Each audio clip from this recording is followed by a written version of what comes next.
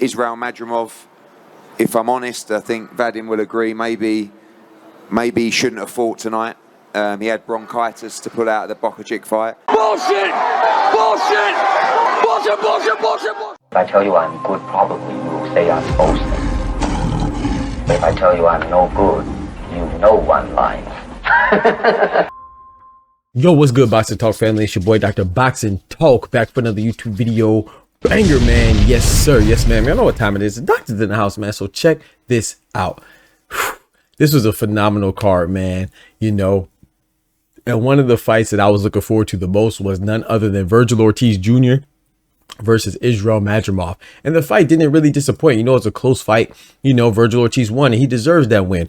Me personally, I had Madrimov edging it out 115-113, you know, in a very close fight where he was doing pretty good the first half of the fight, but Ortiz came on towards the back end. Now I did have two swing rounds that are very pivotal, right? It was 115-113. I gave one of those rounds to Ortiz and I gave one of those rounds to Madrimov. Let's say I gave both of those rounds to Madrimov. Sorry, if I give both of those rounds to Ortiz, then I would have had it 115-113 the other way in favor of Ortiz. So I'm not mad at the fight of the victor. You know, even though I saw it going the other way, I thought it was a close fight, could have went either way, you know. But I did notice while watching the fight, I was like, man, you know, Madrimov, you know, I've seen a couple of his fights, you know, when he fought Magomed Kurbanov, and of course when he fought Terrence Bud Crawford, amongst some of the few fights that I've seen. I was like, dang, I did not expect Madrimov's gas tank to be so limited. You know, he usually keeps up the pace at a pretty high pace, you know, and I was just like, man, he looks like maybe something's wrong. I remember thinking this, and this is what Eddie Hearn says right here.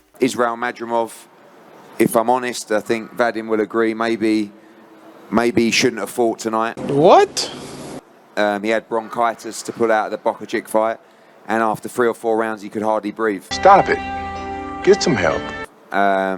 It was a close fight, but I thought Ortiz did enough to win, but that wasn't ISRAIL MADRIMOV in there tonight, and he'll be back. So Eddie Hearn basically confirmed that ISRAIL MADRIMOV was sick, right? So it's another fighter that was sick in Riyadh. Now, this is the only issue I have with this. First off, I did not hear from Madrimov himself, so that's dope. But I personally believe that Eddie Hearn kind of did Madrimov a disservice, right, by disclosing this information, because now it looks like an excuse, right? I'm not saying that it's not legitimate, but my point is that we just saw Kid Austin, who was sick. Ain't that right? Schofield Sr. Nigga, you's a bitch!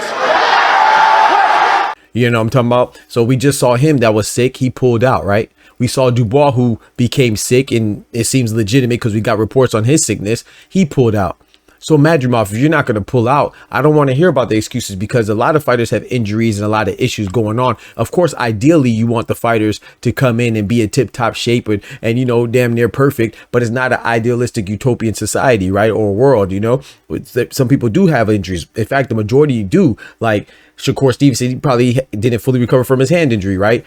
But the fact that he still had the fight, I think that we should let the excuses just go by the wayside. Hey man, the better man won. So I'm not minimizing the effect of bronchitis, right? As somebody, I had bronchitis when I was younger. There's no illness to play with. But if you decide to play with it, aka ISRAIL MADRIMOV, and by play with it, I mean you actually go in there and fight, then you can't use that as an excuse, man, or say this is why I lost. You lost because Vergil Ortiz was a better man that night. And if you were really that sick, then you probably should have pulled out like Daniel Dubois did, and like Floyd Schofield Jr. did, right? Like Kid Austin did. You know, if not, if you're gonna go fight, then if you win or lose, you got to accept that outcome. You know what I'm saying? Like I said, big salute for ISRAIL MADRIMOV for not saying it. At least I didn't hear him say it. But I think Eddie Hearn, you know, who's usually a great promoter, I thought he kind of dropped the ball on this one, man. I think he should have kept that one to himself, in my personal opinion, because it just looks bad on ISRAIL MADRIMOV, especially considering the fact that Bakole fought on 2 days' notice and Josh Padley fought on 4 days' notice. Big salute to them. But there's no bigger handicap